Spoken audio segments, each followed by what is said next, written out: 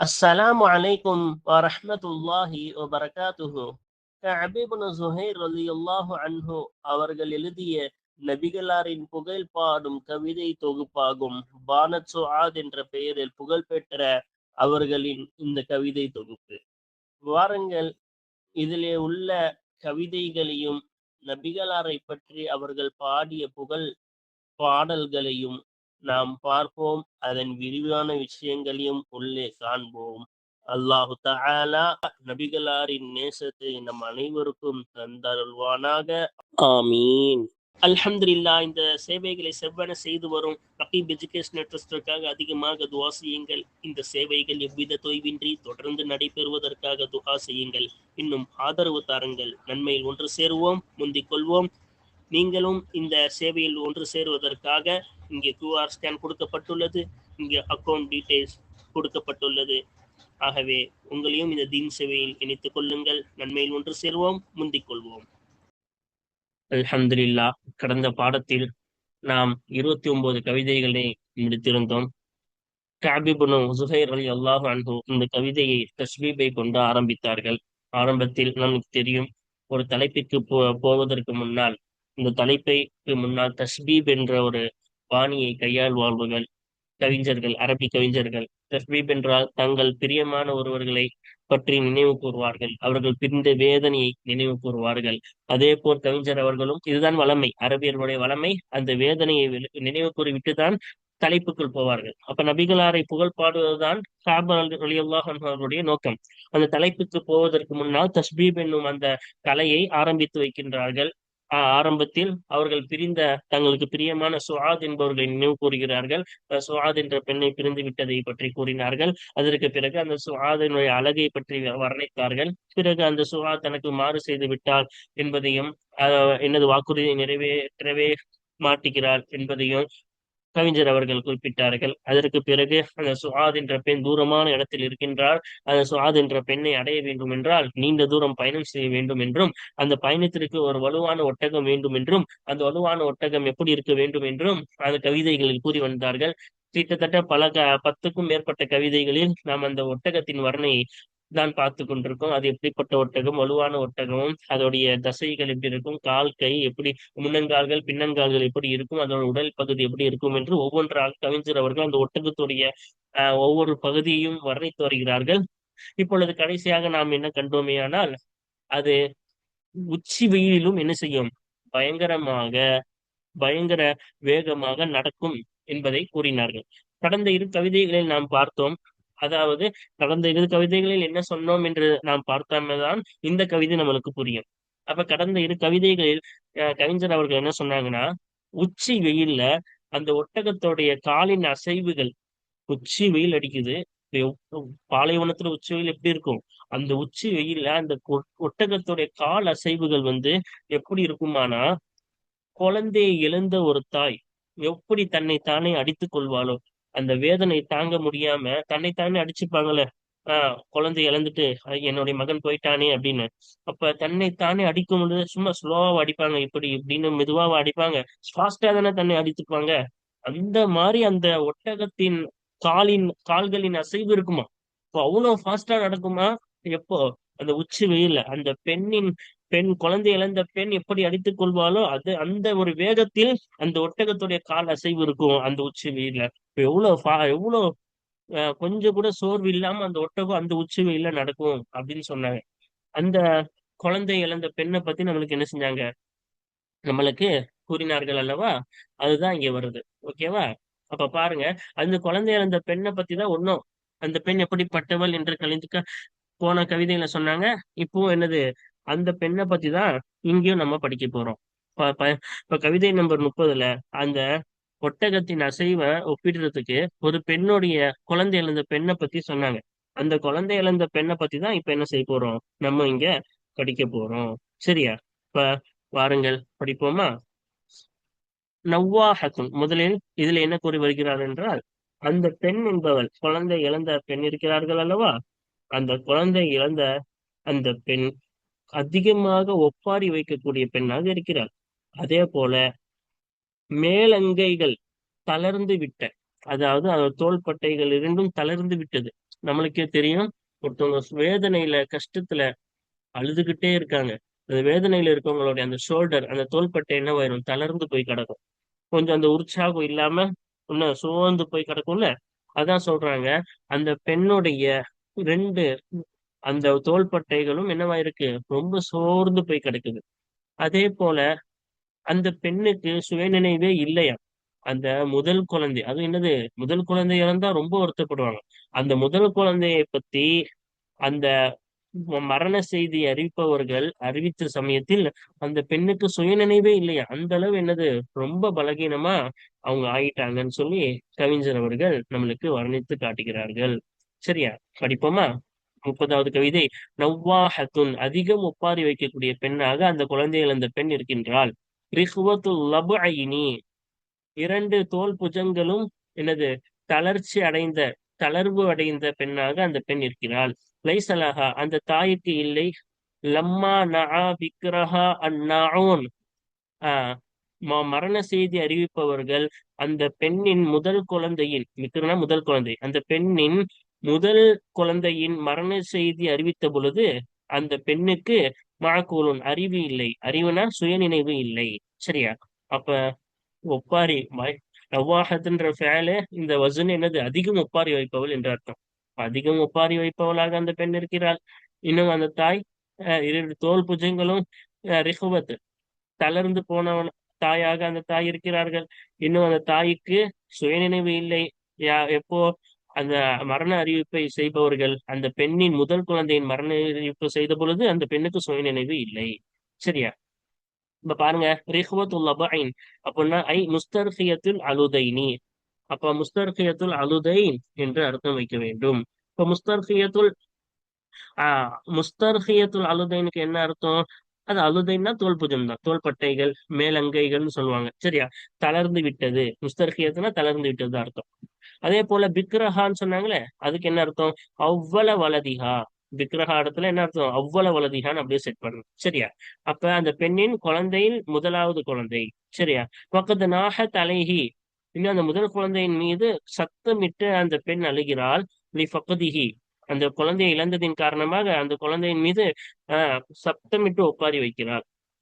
சரியா, அந்த தாய் சத்தமிட்டு ஒப்பாரி வைக்கிறார்கள். இப்ப அடுத்து பாருங்க, ஒண்ணு அந்த தாயை பத்தி தான் பேசுறாங்க. அடுத்து என்ன சொல்றாங்க, இதோடைய அர்த்தத்தை கீழே அழகாக கொடுத்துள்ளார்கள். அதையும் நம்ம பார்த்துட்டு வேணா அதுக்கு போலாம். ஓகேவா, திப்ரிஸ் இமாம் அதோடைய அர்த்தம் சொல்றாங்க பாருங்க. வஸ்துல் அலுது, அதாவது தோல் புஜத்தின் நடுப்பகுதி, லபான. ஓகேவா, அதான் அதான் என்னது, அந்த தோல் புஜத்திற்கு கொஞ்சம் நடுப்பகுதி தான். அது தோல் புஜமே ஒரு சைடா இருக்கும். அந்த தோல் புஜத்துடைய அந்த ஒரு தோள்பட்டையில் நடுப்பகுதி லபா என்பார்கள். சரியா, அதோடைய பன்மை அல்பா ஆகும். இப்ப இந்த கவிதையின் அர்த்தம் மானல் பைத் ஆகிறது. என்னது, இங்க இருக்கு பாருங்க. மானல் பைத் ஆகிறது.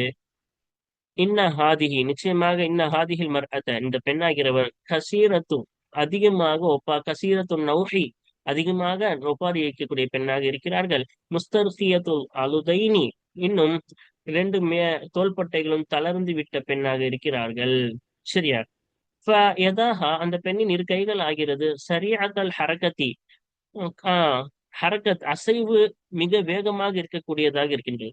அந்த கையோடைய அசைவு என்ன வேகமா தானே இருக்கும், அடிச்சுப்பாங்களே ஒப்பாரி வைக்கும்போது நல்லா ஸ்பீடா தானே அடிப்பாங்க. ஃபலம்மா அக்பரஹா நாஉனு பி மௌத்தி வலதிஹா, அந்த அடைய மரண செய்தி அறிவிப்பவர்கள் அந்த பெண்ணுக்கு அறிவித்த பொழுது, அந்த பெண்ணின் குழந்தையின் மரணத்தை கொண்டு அறிவித்த பொழுது, ஆஹ் அப்ப லம் எபுத்தலஹா அக்குலுன், அந்த பெண்ணுக்கு அறிவு இல்லை, சுயநினைவே இல்லை. அதாவது ஒரு தாங்க முடியாத கஷ்டத்தை சொன்னா அப்படியே திகச்சு போயிருப்பாங்கல்ல, அந்த மாதிரி ஆயிட்டாங்க. அக்பலத் துஷக்கிகு பி அவாஃபீரிஹா, இன்னும் அந்த பெண் முன்னோக்கினாள். ஓகேவா, தனது நகங்களால், அவாஃபிர்னா நகங்களால், அந்த பெண்ணின் நகங்களை கொண்டு கிழிக்க முற்பட்டாள். துஷக்கிகுனா, அந்த தாய் கிழிக்க முற்பட்டார்கள் அவங்களுடைய நகங்களை கொண்டு. எதை கிழிக்க? ஆஹ் மன்ஹிரஹா வ சதுரஹா வ மிதுரஹா, ஆஹ் மூக்கையும், தனது மூக்கையும் தனது மார்பையும், அதாவது நெஞ்சு பகுதியும், இன்னும் அதனுடைய ஆடையையும் கிழிக்க முற்பட்டார்கள். சரியா, துக்குஹா பியதிஹா, இன்னும் தன் கரங்களால் அதை என்ன செய்வதற்கும், அந்த முகம் மார்பிலும் அடித்து கொள்ள முற்பட்டார்கள். ஓகேவா? இதான் அதோடைய அர்த்தம். அப்ப நம்ம என்ன அந்த ஒட்டகத்துடைய அசைவு எவ்வளவு ஃபாஸ்டா இருக்குன்னு ஒப்பிடுறாங்க.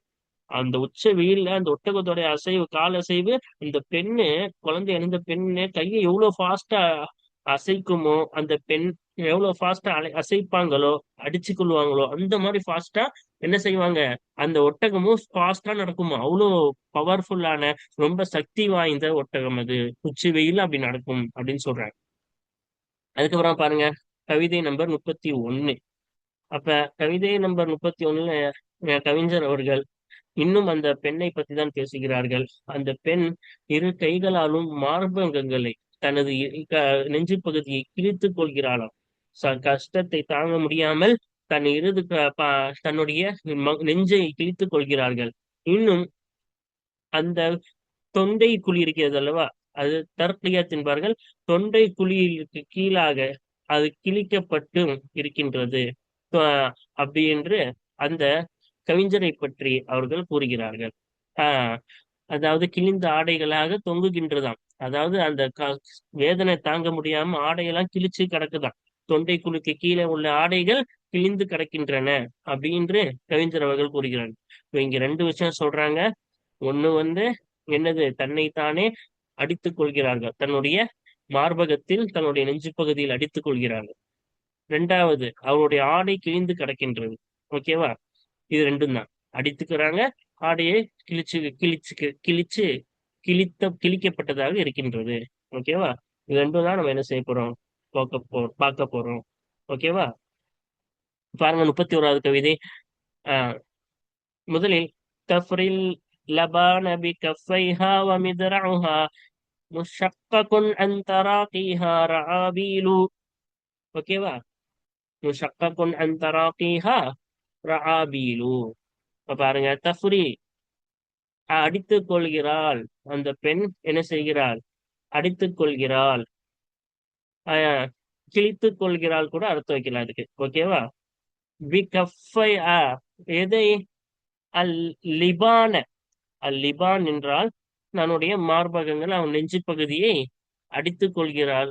பிகஃபைஹா தனது இரு கஃப்புகளாலும், இரு கரங்களாலும் தன்னுடைய அந்த நெஞ்சு பகுதியை அடித்துக் கொள்கிறாள்.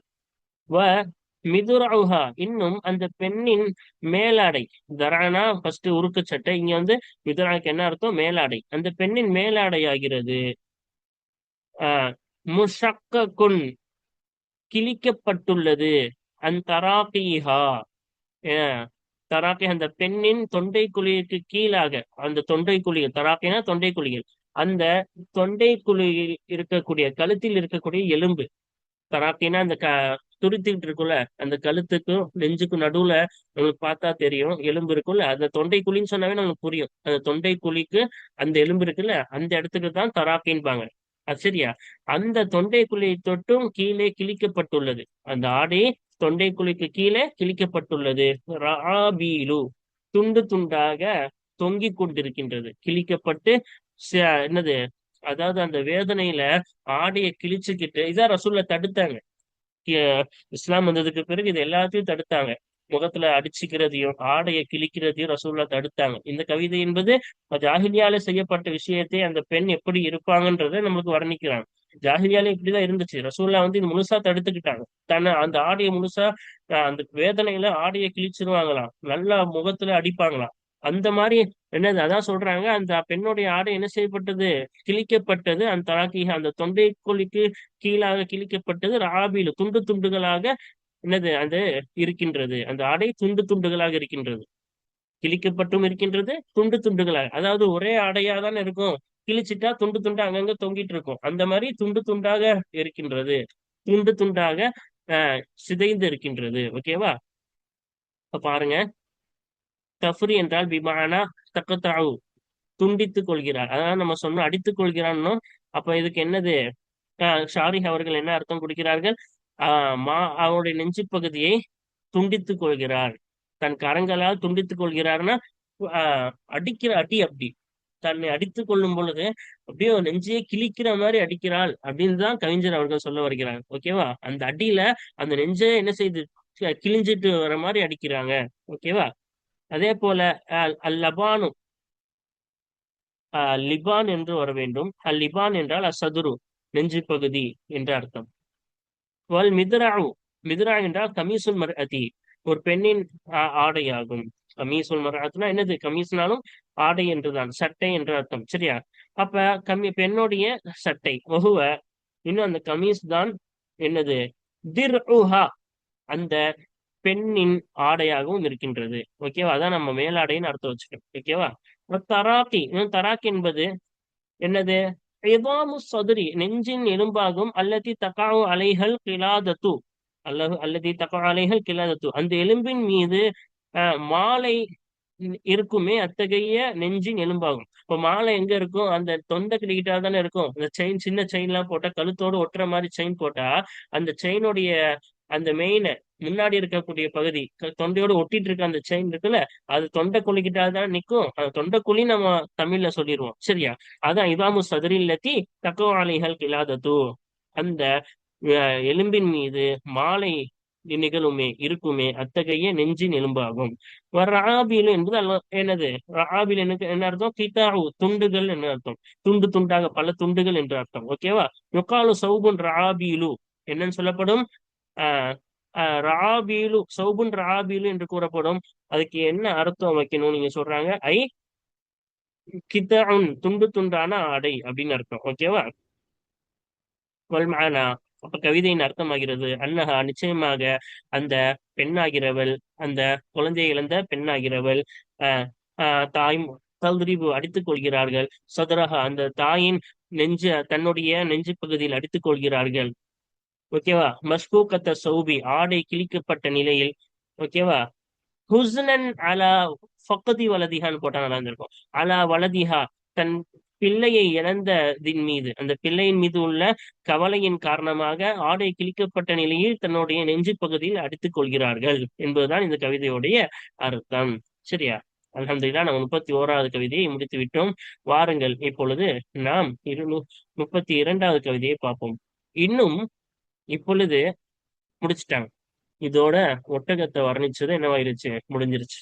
ஒட்டகத்தை அந்த பெண்ணுடன், அந்த பெண்ணு கையை எப்படி அடிச்சுப்பாங்களோ அந்த அளவு ஃபாஸ்டா நடக்கும்னு சொல்லி ஒட்டகத்துடைய வர்ணனை இதுடன் முழுப்பெற்றது. நீண்ட ஒரு 10க்கும் மேற்பட்ட கவிதைகள் ஒட்டகத்தையே அழகாக வர்ணித்தார்கள் கவிஞர் அவர்கள். அது முழுவதும் முடித்து மறுபடியும் இப்பொழுது அடுத்த தலைப்பு. இப்ப என்ன சொல்ல வருகிறார்கள் என்றால், அந்த அந்த பெண் சுஆத் என்ற பெண்ணுக்கு அருகாமையில் அந்த பெண்ணை சுற்றி பல கோல் மூட்டுபவர்கள் நடந்து வருகிறார்கள். வந்து என்ன சொல்கிறார்கள் என்றால், நிச்சயமாக காபே, நீ கொல்லப்பட்டு விடுவாய். இப்போ வரலாறு நம்மளுக்கு தெரியும். அது நீண்ட வரலாறு நம்ம முன்னாடியே சொல்லிட்டோம். இப்போ சுருக்கமா நான் சொல்லிடுறேன். மறுபடியும் இந்த கவிதையுடன் மறுபடியும் ரொம்ப நேரம் ஆயிடுச்சு, ரொம்ப கவிதைகள் தாண்டி வந்துட்டோம்ல. அப்ப காப் என்ன செய்யறாரு? ரசூல்லாவை சாடி ஒரு கவிதை எழுதுறாங்க. காப் ரலியல்லாஹு அன்ஹு இஸ்லாத்துக்கு வரதுக்கு முன்னாடி ரசூல்லாவை சாடி ஒரு கவிதை எழுதுறாங்க. அவங்களை திட்டி ஒரு கவிதை எழுதுறாங்க. ரசூல்லா காபை கொல்றதுக்கு உத்தரவிட்டுட்டாங்க. அப்ப உத்தரவிட்டோடனே அப்பயே நம்ம சொன்ன வரலாறுல என்னது, நிறைய பேர் பயம் காட்ட ஆரம்பிச்சிட்டாங்க காபுக்கு. நீ கொல்ல, அவ்வளவுதான், உன்னை கொன்றுவாங்க, அவ்வளவுதான். இனிமே உன்னை யாரும் காப்பாத்த முடியாது, உன்னை யாரும் என்ன செய்ய முடியாது, காப்பாத்த முடியாது, உன்னை கொன்றுவாங்க அப்படின்னு காபுக்கு பயம் காட்டினார்கள். அப்ப கஅப் ரலியல்லாஹுவுக்கு ஒரு தைரியம் இருந்தது. நபிகளாரிடம் நேராக சென்று மன்னிப்பு கேட்டால் நபிகளார் கண்டிப்பாக மன்னித்து விடுவார்கள். காரூணிய நபிகளார் கண்டிப்பாக நபிகளார் மன்னித்து விடுவார்கள். அந்த ஒரு செய்தியை தான் இப்பொழுது கவிதையில் கஅப் ரலியல்லாஹு சொல்ல இருக்கின்றார்கள். பார்ப்போமா? கவிதை நம்பர் 32. கவிதையில் என்ன சொல்கிறார்கள் பாருங்க. يمشي الغواة بجنبيها وقولهم إنك يا ابن أبي سلمى لمقتول. எம்சில் குவாத்து பி ஜம்பைஹா வ கௌலுஹும். அப்ப குவாத் என்றால் கோல் மூட்டுபவர்கள். கோல் மூட்டுபவர்கள் நடக்கின்றார்கள். பி ஜன்பைஹா, இங்க பாக்கு கசுர் வரணும். சரியா? பி ஜன்பைஹா, அந்த பெண்ணின் இரு புறத்திலும் அந்த கோல் மூட்டுபவர்கள் நடக்கின்றார்கள். வ கௌலுஹும், இன்னும் அந்த கோல் மூட்டுபவர்களுடைய சொல்லாகிறது, இன்னக்க நிச்சயமாக கஅபே நீ, யப்ன அபி சுல்மா, அபு சுல்மாவுடைய மகனே. அப்ப அபு சுல்மா ஜுஹைர் இப்னு அபி சுல்மா, அதாவது கஅப் ரலியல்லாஹு அன்ஹு அவருடைய தந்தை பெயர் ஜுஹைர். அந்த ஜுஹைர் அவருடைய தந்தை பெயர் தான் அபு சுல்மா. அப்ப காபுக்கு அபூ சுல்மா பாட்டனார். பாட்டனார் பெயரை கொண்டு மகனே என்று அழைப்பார்கள். இப்ப உதாரணத்துக்கு ரசூல்லாவுடைய தந்தை பெயர் அப்துல்லா, ஆனா அவங்களுடைய பாட்டனார் பெயர் அப்துல் முத்தலிப். இப்ப ரசூல்லாவை கூப்பிடும் போது இப்னு அப்துல் முத்தலிப், ஆனா இப்னு அப்துல் முத்தலிப் ரசூல்லாவே சொல்லியிருக்காங்க. ஆனா நபியுல்லா கதீம், ஆனா இப்னு அப்துல் முத்தலிப். அப்ப பாட்டனாருடைய மகன்னு கூட என்ன செய்வாங்க சொல்ற இருக்கிறது வளமை யார்கிட்ட இருக்கு? கவிதர்கள் அரபியர்களிடம் இருக்கின்றது. அப்ப அபு சுல்மா இவங்களுடைய தந்தை நினைச்சிடக்கூடாது, அபு சுல்மா இவங்களுடைய பாட்டனார். ஆனா பாட்டனாருக்கு பேரன் தானே சொல்லணும்லாம் கிடையாது, மகன்னு கூட சொல்ற பழக்கம் அரபியர்களிடத்தில் இருக்கின்றது. அதுக்கு இந்த கவிதையே ஒரு சாட்சியாகும். ஒண்ணு தெரிஞ்சுக்கணும், இந்த கவிதை தான் அசல். இந்த கவிதையிலிருந்து தான் நகுவுடைய சட்டம் பிற்காலத்தில் எடுக்கப்படுகின்றது. ஓகேவா? அப்ப கவிதையில் வரக்கூடிய நகுதான், இலக்கணம் தான் அசல். அதனாலதான் ஷாஹித் என்பார்கள். ஷாஹித் என்றால் சாட்சி. நாம அதாவது தான் சொல்லக்கூடிய ஒரு இலக்கணவாதி தன்னுடைய சட்டத்தை எழுதும் பொழுது கவிதையை தான் சாட்சியாக காட்டுவார்கள். ஏன் என்றால் இந்த கவிதை தான் அசல். இதிலிருந்து மொழி முதலில் வந்ததா இலக்கணம் முதலில் வந்ததா என்று பார்த்தால் மொழிதான் முதலில். அதற்கு பிறகுதான் இலக்கணம். அதிலிருந்துதான் இலக்கண சட்டத்தை எடுப்பார்கள். அதே போல் இந்த கவிதைகளுடைய மொழிதான் அசல். இதிலிருந்து தான் இலக்கண சட்டங்கள் பின்னாடி உருவாக்கப்பட்டது. ஆகவே இது கவிதையில் வந்துள்ளது என்பதால் இதுதான் அசல். இதனால் பயன்படுத்துவது அரபியர்களுடைய வழக்கம் என்று இந்த கவிதையின் மூலம் நாம் தெரிந்து கொள்ள முடிகின்றது. ஓகேவா? இப்ப அந்த அந்த சுஆத் என்ற பெண்ணு, அந்த சுஆதை சுற்றியும் கோல்மூட்டுபவர்கள் நடக்கிறார்கள். என்ன சொல்லி? நிச்சயமாக அபூ சுல்மான் மகனே காபே, நீ கொல்லப்பட்டு விடுவாய். அவ்வளவுதான். நீ ரசூல்லா பத்தி தப்பா பேசிட்ட, ரசூல்லா கொல்ல சொல்லி அனுமதிக்க என்ன செஞ்சுட்டாங்க? பிரகடனம் பண்ணிட்டாங்க, அறிவிச்சுட்டாங்க. அதனால உன்னை எப்படி யாராச்சும் வந்து கொன்றுவாங்கன்னு சொல்லி. ஏன்னா இதுக்கு முன்னாடி நடந்திருக்கு, பல பேரை இந்த மாதிரி ரசூல்லா சொல்லி கொண்டிருக்காங்க. சரியா? இதுக்கு முன்னாடி என்னது, இதே போல் அபு ராஃபி என்பவன் இதே போல்தான் என்னது ரசூல்லாவுக்கு தீங்கு செய்தான். அதே போல ஒரு யஹூதி காபு, இதே பேரில் உள்ள வேற ஒருத்தவர், அவரும் இதே போலதான் ரசூல்லாவுக்கு பல தீங்குகள் கொடுத்தார்கள். அப்போ இதுவெல்லாம் என்ன செய்தார்கள்? ரசூலுல்லா அவர்களுக்கு தகுந்த தண்டனையை சஹாபாக்கள் போய் அவர்களை கொண்டு வந்தார்கள், கொன்று வந்தார்கள். ஆகவே இதே போல் உனக்கும் என்னது ரசூல்லா அறிவிச்சுட்டாங்க, யாராச்சும் உனக்கு கொன்றுவாங்கன்னு சொல்லி பயம் காட்டினாங்கன்னு கவிஞர் அவர்கள் சொல்றாங்க. சரியா? அப்ப அவர் அந்த கோல் மூட்டுபவர்களின் சொல்லாகிறது காபே, நீ கொல்லப்பட்டு விடுவாய். அல்லது நக்கலஹு திப்ரீசி ஃபி ஷரஹிஹி, இமாம் திப்ரீசி ரஹ்மஹுல்லா எதை அறிவித்தார்களோ அந்த ஒன்றாகிறது. அவர்களின் ஷரஹிலே, அவர்களின் விரிவுரையிலே திப்ரீசி இமாம் எதை அறிவித்தார்களோ அதுவாகிறது. அப்ப திப்ரீசி இமாம் அறிவிச்சது என்னன்னா, இங்க எம்ஷில் குவாத்து வந்திருக்குல்ல, திப்ரீசி இமாம் அவங்களுடைய ஷரஹ்ல என்ன வந்திருக்குன்னா தஸ் அல் உஷாத்து என்று வந்திருக்கான். அதாவது கோல் மூட்டுபவர்கள் விரைந்தார்கள். ஒல் உஷாத்து என்பது ஜம்உ வாஷின். வாஷின் என்பது பண்பை தான் உஷாத். யுகாலு சொல்லப்படும் வஷா ஃபுலானும் பி ஃபுலானின், இன்னார் இன்னாரை கொண்டு விரைந்தான் அப்படின்னா கோல் மூட்டினான், இவனை இவனை வச்சு இவன் கிட்டால மூட்டி விட்டான்னு அர்த்தம். இதா சஹாபிஹி, அந்த மனிதனை கொண்டு இவன் விரைந்தால், என்ன செய்தால், கோல் மூட்டினால் வஷா என்று சொல்லப்படும். இன்னும் இங்க இங்க இப்படி ஜன்பைஹா வந்திருக்குல்ல, இங்க ஒன்னொன்னுல என்ன வந்திருக்கு? ஜன்பைஹா என்று இல்லை, ஜனாபைஹா என்று வந்துள்ளது. அந்த சுவாதி சு புறங்களில், அதான் அந்த அதுக்கு என்ன அர்த்தம்? ஜனாபைஹி ஹவாலைஹா, அந்த பெண்ணை சூழ்ந்து, அந்த பெண்ணை சுற்றியுள்ள பகுதிகளில். ஓகேவா? அந்த பெண்ணை சுற்றிலும். ஓகேவா? அந்த பெண்ணை சுற்றிலும், அந்த முழு அந்த இரு புறங்களிலும் என்று அர்த்தம் வைக்கலாம், அந்த முழு சைடும். இந்த பெண்ணை சுற்றி அந்த யார் நடந்து வந்தா? அந்த கோல் முட்டுவர்கள் நடந்து வந்தார்கள். வாஷி, வாஷி என்றால் ஹுவன் நம்மாமு, யார் அது? கோல் முட்டுபவன், அவன்தான் வாஷி ஆவான். சரியா? அல்ஹம்துலில்லாஹ், நாம 32 கவிதைகளை முடித்து விட்டோம். வாருங்கள் தொடர்ந்து அடுத்தடுத்த பாடத்தில் அடுத்தடுத்த கவிதைகளை நாம் தொடர்ந்து காண்போம். ஆமீன். வாஹிரு அல்ஹம்துலில்லாஹி ரப்பில் ஆலமீன். அஸ்ஸலாமு அலைக்கும் வரஹ்மத்துல்லாஹி வபரகாத்துஹு.